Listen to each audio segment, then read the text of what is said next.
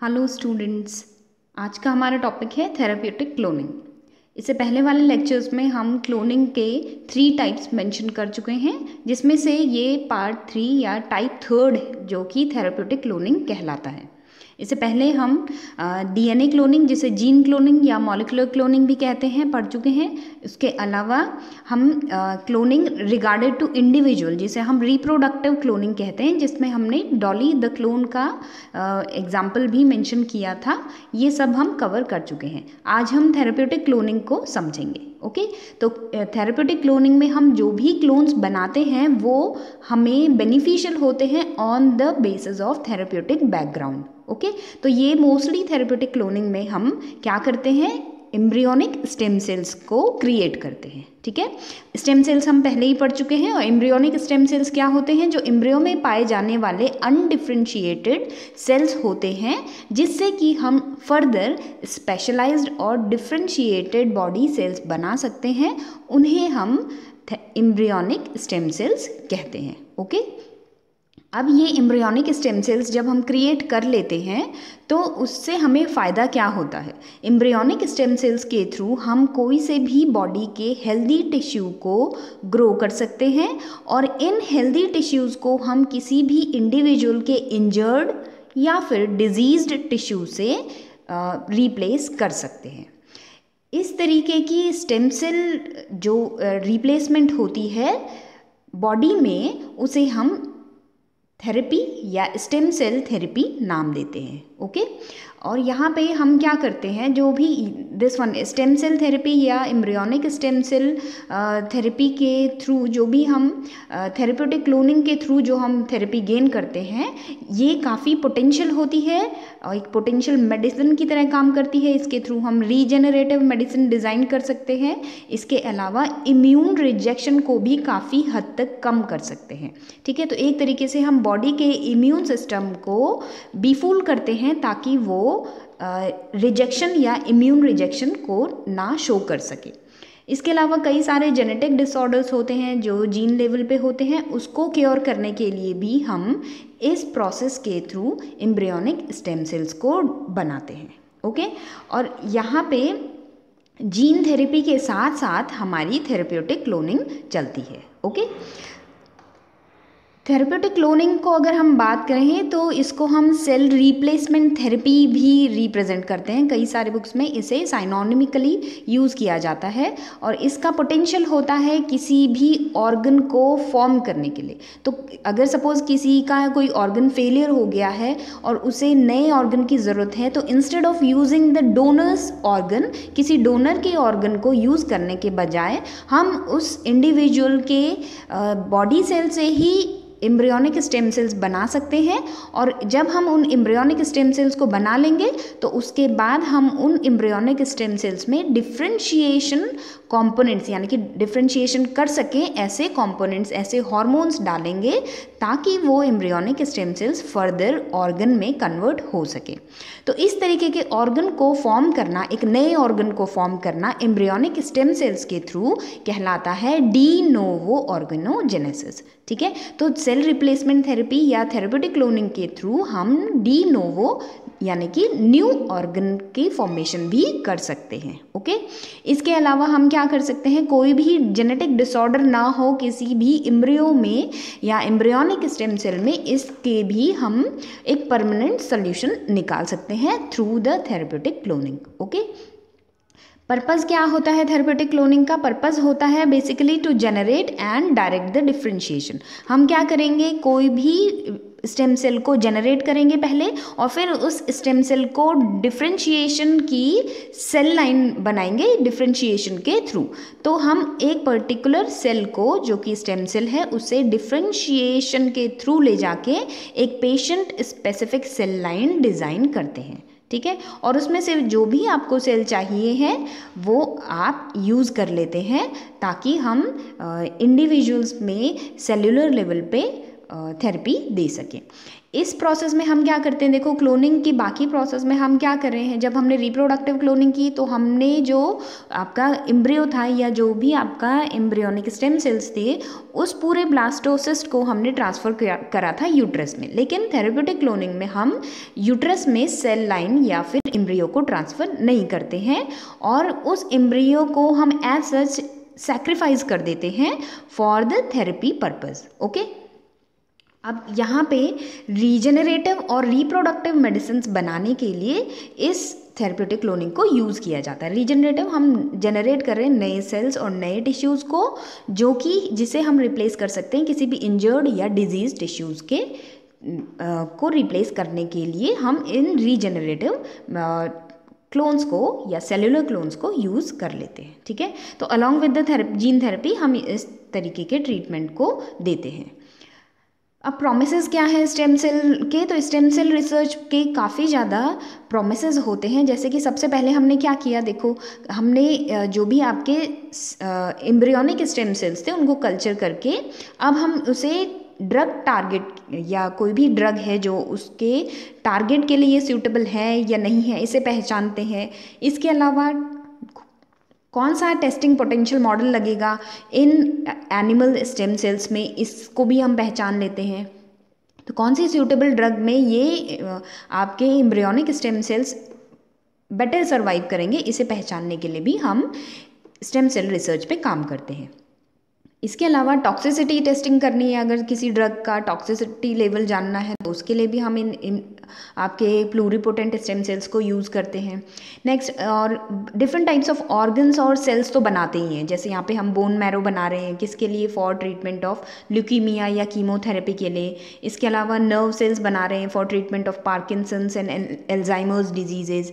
Heart muscles बना रहे हैं या हार्ट मसल्स के सेल्स बना रहे हैं फॉर हार्ट डिजीजेज। इसके अलावा पैनक्रियाटिक आइलेट सेल्स बना रहे हैं फॉर ट्रीटमेंट ऑफ डायबिटीज़। तो इस तरीके से सेल और टिश्यू को ट्रांसप्लांट करने के लिए भी हम स्टेम सेल्स को यूज़ कर लेते हैं स्टेम सेल रिसर्च में। इसके अलावा स्टडी करते हैं सेल की डिफरेंशिएशन, सेल किस तरीके की सेल लाइन में किस तरीके से डिफरेंशिएशन हो रहा है और किस एंजाइम और हार्मोन के इम्पैक्ट में डिफरेंशिएशन हो रहा है, इसको जानने के लिए भी हम स्टेम सेल रिसर्च में काम करते हैं। इसके थ्रू हम क्या कर सकते हैं, प्रिवेंट कर सकते हैं किसी भी डिजीज़ या डिफेक्ट को। इसके अलावा ट्रीटमेंट के लिए भी ये काफ़ी सारे रास्ते खोल देता है इस तरीके की stem cell differentiation technique. Okay, इसके अलावा बहुत सारी और भी टेक्निक्स हैं जो अभी खोजी जानी बाकी हैं। ये भी आपके high level of stem cell research का एक पार्ट है। ओके, इस पे भी स्टडी अभी चल रही है और this one is a newer topic, तो इसलिए अभी भी रिसर्च ऑनगोइंग चलती रहती है। अगर हम क्लोनिंग प्रॉब्लम्स की बात करें तो क्लोनिंग की प्रोसेस में जो सक्सेस रेट होता है वो बहुत कम होता है, 0.1 से 3% एनिमल्स के केस में। प्लांट्स के केस में हालांकि इससे ज़्यादा सक्सेस रेट देखा जाता है और इस वजह से जो फेलियर रेट है वो बहुत ज़्यादा होता है। और जब भी हम एक समय पे बात करें सक्सेस की तो बहुत कम परसेंटेज में एट अ टाइम एक आपका कोई सैंपल चल रहा है या आपका कोई प्लान्ड एक्सपेरिमेंटल मॉडल्स चल रहे हैं स्टेम सेल्स के ऊपर, तो उसकी सक्सेस रेट उस पर्टिकुलर समय में बहुत कम होती है। ठीक है, प्रोटोकॉल टू प्रोटोकॉल।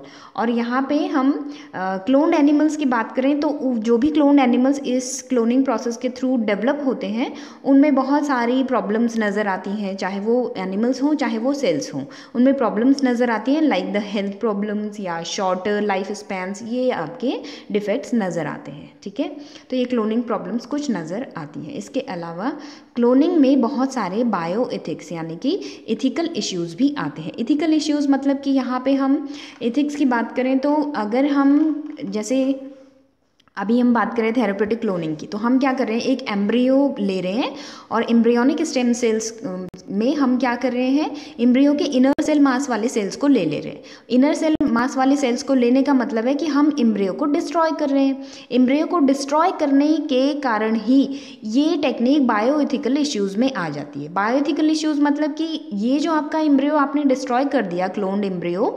ये आगे चल के एक लाइफ बनाता था, एक जीवन था, लेकिन आपने उस जीवन को एक सही राह देने की बजाय आपने अपने स्वार्थ के लिए उस जीवन को आगे नहीं बढ़ने दिया, उसकी लाइफ का आपने क्या कर दिया, सैक्रिफाइस कर दिया।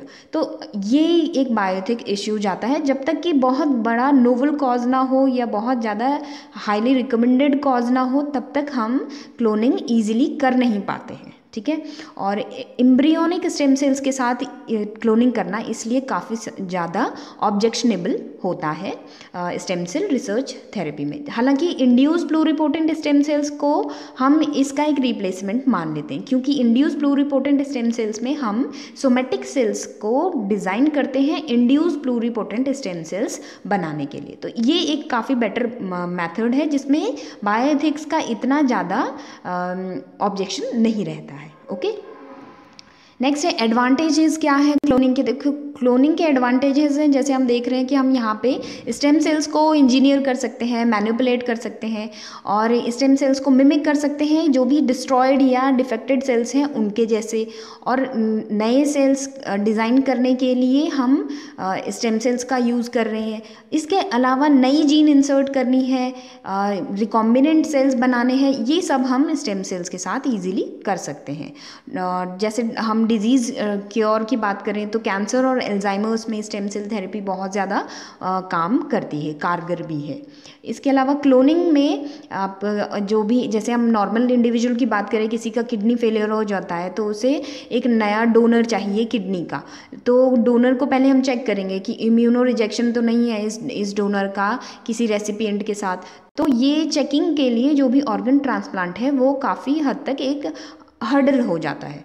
लेकिन क्लोनिंग के थ्रू हम क्या कर सकते हैं, उसी पर्टिकुलर इंडिविजुअल के सेल्स, बॉडी सेल्स से उसके बॉडी के जैसा ही या उसके ऑर्गन के जैसा ही एक क्लोन ऑर्गन बना सकते हैं और उसको ऑर्गन ट्रांसप्लांट हम कर सकते हैं। तो this one is a better remedy for treatment of organ transplantation, और एक होप है cloning for the patients of the organ failure. Okay, इसके अलावा यहाँ पे हमें कोई भी सूटेबल डोनर की आवश्यकता नहीं होती है क्लोनिंग में। बहुत सारे एनिमल्स के बॉडी सेल्स को हम मिमिक कर सकते हैं और उसके थ्रू हम डी नोवो ऑर्गेनोजेनेसिस करके नए ऑर्गन्स बना सकते हैं।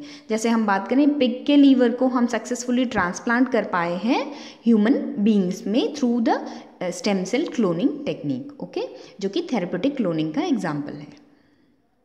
नेक्स्ट है, इसके थ्रू हम हेल्प कर सकते हैं किसी भी इनफर्टाइल कपल्स को। मोस्टली क्या होता है, देखो IVF is a technique. IVF मतलब इन विट्रो फर्टिलाइजेशन के थ्रू जो भी इनफर्टाइल कपल्स होते हैं, मतलब जिनके बेबीज़ नहीं होते हैं, ऐसे कपल्स को हम आईवीएफ के थ्रू ट्रीट करते हैं। और वो जो आईवीएफ क्या है ये हम बाद वाली स्लाइड्स में या दूसरे लेक्चर में मेंशन करेंगे। ओके, इसके थ्रू हम कपल्स को एक बूम की तरह है जिसमें बेबी की डिज़ायर वाले इंडिविजुअल्स को बेबी मिल जाता है, ठीक है, ह्यूमन बींग्स में। और क्लोनिंग एक बेटर मोड ऑफ ऑप्शन है उन इनफर्टाइल कपल्स के लिए जिनको आईवीएफ से भी सक्सेस नहीं मिल पाती है। तो अब हम क्लोनिंग के थ्रू उनके बॉडी सेल्स से ही उनको एक बेबी दे सकते हैं, ठीक है। लेकिन again the issue is bioethics. Okay, तो कई सारे कंट्रीज़ में ये बैन है, लेकिन कुछ कंट्रीज़ में ये पॉसिबली करवाया जाता है। ओके, इसके अलावा हम इस स्टेम सेल थेरेपी मेथड के थ्रू या फिर थेरेप्यूटिक क्लोनिंग के थ्रू रिवर्स कर सकते हैं एजिंग प्रोसेस को भी, ठीक है।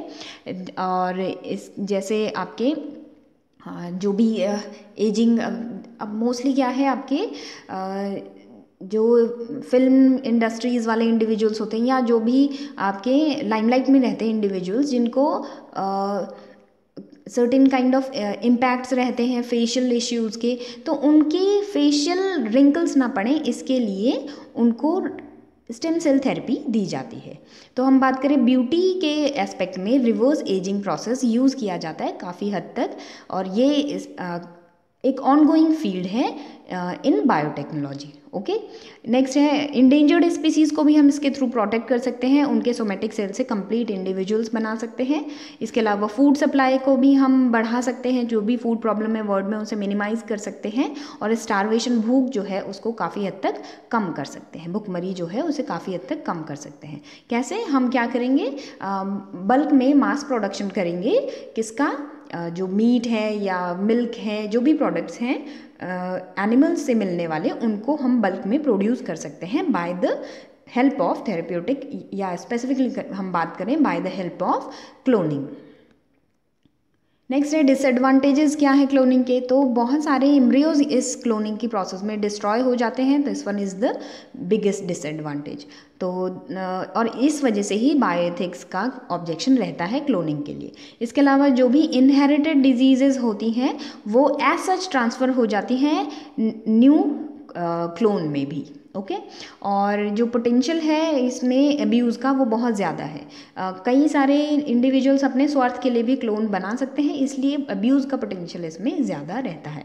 नेक्स्ट, बायोएथिक्स के कारण हम काफ़ी हद तक इस टेक्निक को अप्लाई नहीं कर पाते हैं, क्योंकि बायोएथिक्स कहता है कि cloning is a technique that is playing with the God, God की क्रिएशन के अगेंस्ट ये टेक्निक है, और ह्यूमन बीइंग यहाँ पे एक इंडिविजुअल क्रिएट कर रहा है, तो this one is not a better technique. तो इसके कारण भी ये डिसएडवांटेज है एक क्लोनिंग। ओके, तो यहाँ पे हम बेसिकली बात करें तो थेरेप्यूटिक क्लोनिंग में हम डील करते हैं स्टेम सेल्स को डिज़ाइन करते हैं, कल्चर करते हैं, डिफ्रेंशिएट कर लेते हैं, और उसके बाद different mesodermal, ectodermal, endodermal origin के सेल्स और टिश्यूज़ और ऑर्गन्स बना लेते हैं। ओके, तो that is all about the therapeutic cloning.